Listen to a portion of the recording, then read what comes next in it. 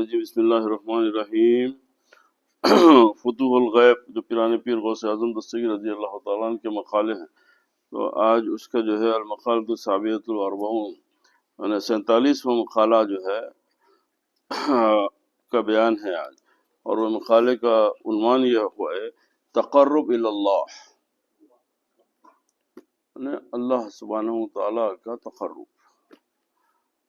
اللہ تعالیٰ کے قریب ہونے کا راستہ کیا ہے۔ تو حضرت شیخ عبد القادر جیلانی غوث اعظم دستگیر رضی اللہ تعالیٰ نے فرمایا کہ مجھ سے خواب میں ایک بوڑھے شخص نے سوال کیا کہ کس طریقے سے بندہ اپنے رب کا قرب حاصل کر سکتا ہے۔ میں نے جواب دیا کہ تقرب یعنی قرب حاصل کرنے، تقرب حاصل کرنے کی ابتدا بھی ہے اور انتہا بھی ہے۔ اس کی ابتدا برا و تقوی ہے،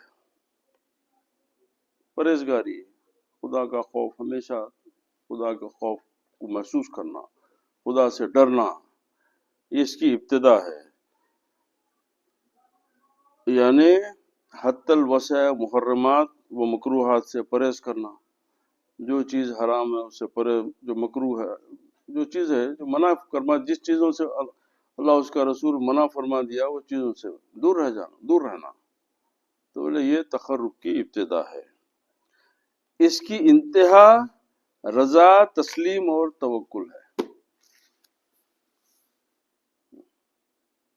آپ کے لیے۔ اس کی انتہا رضا، تسلیم اور توکل ہے۔ اب جو بندہ رضا جانتا اس کے لب پہ کبھی شکوہ نہیں آ سکتا۔ جیسے مولا حسین علیہ السلام کی گردن پہ جب تلوار رکھی گئی، پورا خاندان آپ کے سامنے شہید ہو گیا، پورا گھر کا گھر لٹ گیا، پورے لاشیں اپنی آنکھوں سے دیکھے آپ، اور خود اپنی گردن پہ تلوار ہے، تو کیا بولے اس وقت؟ اللہم رضن بقضائک، اللہ میں تیری قضا پہ راضی ہوں۔ ویسے وقت بھی شکوہ نہیں آیا زبان پہ کہ کیا ہو گیا میرے ساتھ، کیوں کہ اب تیری مرضی کے تحت ہو گئے ہم، اب تمہاری طرف سے جو بھی فیصلہ ہوگا وہی ہمارے لیے بہتر ہے۔ تسلیم کیا ہے کہ وہی اسی معنی میں ہے، یعنی ہمیشہ جو ہے ان کے آگے جھک جانا کوئی۔ اور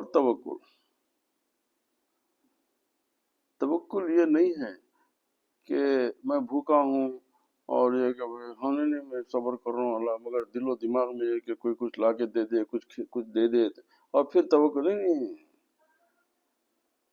توکل کی معنی یہ ہوتی کہ تم افلاس و تنگدستی اور پریشانی کی حالت میں اپنی رغبت اور اپنے تعلق کو رتی برابر فرق نہیں آنے دینا۔ توکل یہ نہیں ہے کہ جو ہے مجبوری میں صبر کر رہے ہیں، حالات سے تنگی ہو کے جو ہے کوئی ریسورسز آپ کے بند ہو گئے، تو آپ جو ہے امید کر رہے ہیں کہ کل کو لا کے دیتا کی، آج کوئی لا کے دیتا کی، تو اس طریقے سے نہیں، وہ توکل نہیں ہے، بے صبری تو ہے آپ کے پاس۔ توکل کیسا ہو؟ توکل کا معنی یہ ہوتا کہ میں ہر حال میں ہوں، کہ میں فاقہ ہوں، بھوکا ہوں، ہر کسی بھی حال میں ہو، مگر تیرے سے میرا ربط میں فرق نہیں پڑنا، تیری یاد سے میں ایک لمحے کے لیے غافل نہیں ہونا، تیرے کرم کے اوپر، تیری رحمت کے اوپر میری نظر ہمیشہ ویسی رہنا۔ اب مجبوری میں آپ توکل بول رہے ہیں کہ نہیں انہوں تو اب اس کو سمجھنے کا بہت اچھا طریقہ ہے، خیر اس سے موضوع سے تھوڑا ہٹ کے ہے مگر اچھی بات ہے، اس لیے سن لیجئے توکل کے بارے میں کہ حضرت جنید بغدادی رضی اللہ تعالیٰ عنہ کے پاس ایک شخص آ کے بولا حضور میں ایک ایسے متوکل کو دیکھا آج کہ جس کے توکل کو دیکھنے کے بعد میں ایمان تازہ ہو جاتا۔ بولے کیا دیکھے؟ بولے جب ایک شخص کو یقین ہو گیا کہ جب اللہ سبحانہ وتعالیٰ ہر چیز پہ قادر ہے، ہر چیز اس کے اختیار میں ہے، تو پھر اب میں کیا کو پریشان ہوں، میں اپنے جو ہے اپنے بارے میں کیوں فکر کروں؟ تو جب سب اسی کے اختیار میں ہے تو توکل اختیار کروں گا۔ تو اب جب انہوں ٹھان لیے تو اللہ تعالیٰ کا دستور ایک امتحان بھی لیتا، سچائی بولے تو سچائی کا امتحان دینا پڑتا۔ تو اب امتحان میں آ گئے۔ اب امتحان یہ ہوا کہ ان کا ایک دن دو دن کئی دن ہو گئے ان کو ایک دانہ کھانے کو نہیں ہے، ایک دانہ بھی کھانے کے لیے نصیب نہیں ہو رہا۔ اب ایک طرف توکل ہے اور ایک طرف امتحان پڑ گیا۔ اب بہرحال ہمت سے کام لے رہے ہیں، نہیں تو میرا مالک ہے، سب تیرے اختیار میں ہے۔ دن گزرتے جا رہے ہیں، نقاہت بڑھتے چلے جا رہی، حالت کمزوری سے کمزور ہوتی چلی جا رہی۔ اب بے چینی بے قراری میں پھر وہ توکل پہ قائم رہنا ہے، نہیں میرے کو اللہ کی ذات پہ بھروسہ ہے، میں توکل کروں گا، اللہ میرا مالک ہے، وہ یقین بھی پورا ہونا ہے۔ تو اسی حالت میں جنگل کی طرف نکل گئے۔ تو اب جب چلنے کی پھر نہیں چلنے کی بھی وہ قوت نہیں تھی ان کے پاس، گر گئے زمین پہ۔ اب حالت یہ ہو گئی کہ دیدے آسمان کو لگ گئے، مگر پھر یہ یقین آیا کہ نہیں بھائی مولا تو ہے میرا رب۔ اب ویسی حالت میں دیکھے کہ ایک چھڑی اپنے چونچ میں دانا لے کے اڑ کے آ کے اپنے بچے کے منہ میں رکھی۔ تو وہ واقعہ کسی بعد میں پھر ان کا ایمان تازہ ہوا، انہوں اٹھ کے بیٹھ گئے، بولے مولا تو اس طریقے سے غذا پہنچاتا تو میں اشرف المخلوقات میں انسان ہو کے تیرے سے مایوس کیوں ہوں؟ ایک چھڑی جو ہے اپنے بچے کے واسطے منہ میں دانا پکڑ کے لا کے اس کو دے رہی، تو میں تو انسان ہوں، اشرف تیرے نبی کا امتی ہوں، تو میرے کو مایوس ہونے کی کیا ضرورت ہے؟ تب یہ ان کا امتحان تھا۔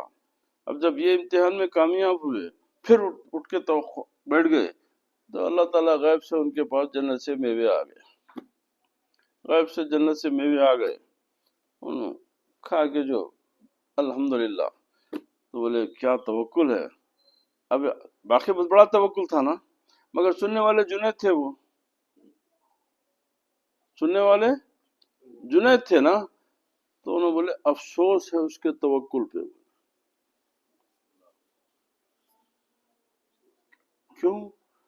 تو بولے وہ دانا کھانے والی وہ چوڑی کا بچہ ہونا کہیں کو پسند کرا، وہ دانا لانے والی چوڑی کو ہونا کیوں نہیں پسند کرا؟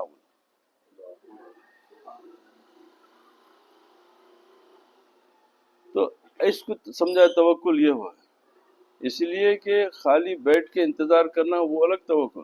اللہ تعالیٰ جب آپ کو صلاحیت دیا، آپ اپنی کمائی سے اپنے بیوی بچے اپنے بھائی بہن اپنے اقربا غریبوں کا آپ جو ان کو دے رہے ہیں، بولے یہ بھی توکل کی شان ہے۔ تو بولے کہ توکل اس طریقے سے بزرگوں ایسا سمجھائے، ظاہر میں توکل کا معنی یہ ہوتا ہے کہ بھائی بھروسہ کرو، اللہ کی ذات پہ بھروسہ کر کے بیٹھے رہو، اللہ کی یاد سے غافل مت رہو، یہی ہے۔ نہیں نہیں نہیں، توکل اس طریقے سے سرکار جنید بغدادی ایسا سمجھائے۔ تو اب یہاں کیا بتائے کہ مطلب یہ ہے کہ قضا پر راضی رہو، اللہ تعالیٰ کی طرف سے جو ہوتا ہے اس پہ راضی رہو، اور یہ گرہ اس طرح کھلے گی کہ تم یہ خیال کرو کہ مجھ پر اور آپ پر اختیار کا دروازہ بند ہے، میرے پاس اختیار نہیں ہے، تو لہذا میں آپ پہ بھروسہ کرنے والا ہوں، میرے اختیار میں کچھ نہیں ہے، میرے اختیار میں کچھ نہیں ہے، میرا جو کچھ ہے وہ بھروسہ آپ کی ذات پہ ہے، یعنی اللہ سبحانہ وتعالیٰ کی طرف آپ کا معاملہ رہنا۔